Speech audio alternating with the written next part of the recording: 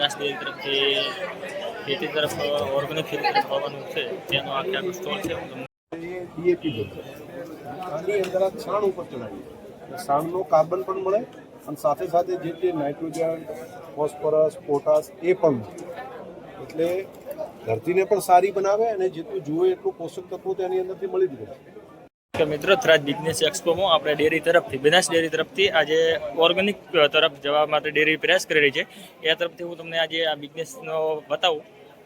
આપ સાહેબ તમે આ વિશે અમને કંઈક માહિતી આપો. હા, હું બનાસ ડેરી બાયો સીએનજી દવામાં ખાતે આપણો પ્લાન્ટ છે અને પ્લાન્ટની અંદર ખેડૂતો પાસેથી આપણે ગોબર લઈ અને તેની વિવિધ પ્રોડક્ટ બનાવવામાં આવશે. અને આ જે પ્રોડક્ટ છે આ ફણિયા ખાતરની અવેજીમાં સેન્દ્રિય ખાતર છે જે 50 કિલો ફક્ત 350 રૂપિયામાં આપણે આપીએ છીએ મંડળી મારફત અને સીધા પ્લાન્ટથી.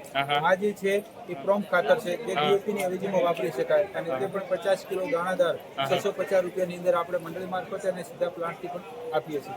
આ જે છે કૃષિ સંજીવની જે વાકઈ સંજીવની છે.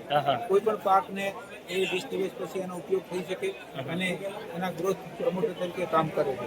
બાકીનું આ રૂટગાર્ડ છે એટલે મૂળના વિકાસ માટે છે. આ જે છે બધા બેક્ટેરિયા છે બરોબર અને પાવર પ્લસ છે કે જે તમામે તમામ પ્રોડક્ટ વાપરવામાં આવે તો તમામે તમામ પ્રકારના પાકોની અંદર પૂરતા પ્રમાણમાં પોષણ મળે, આપણી જમીન સુધરે, આપણું આરોગ્ય સુધરે. જય બનાસ. જય બનાસ.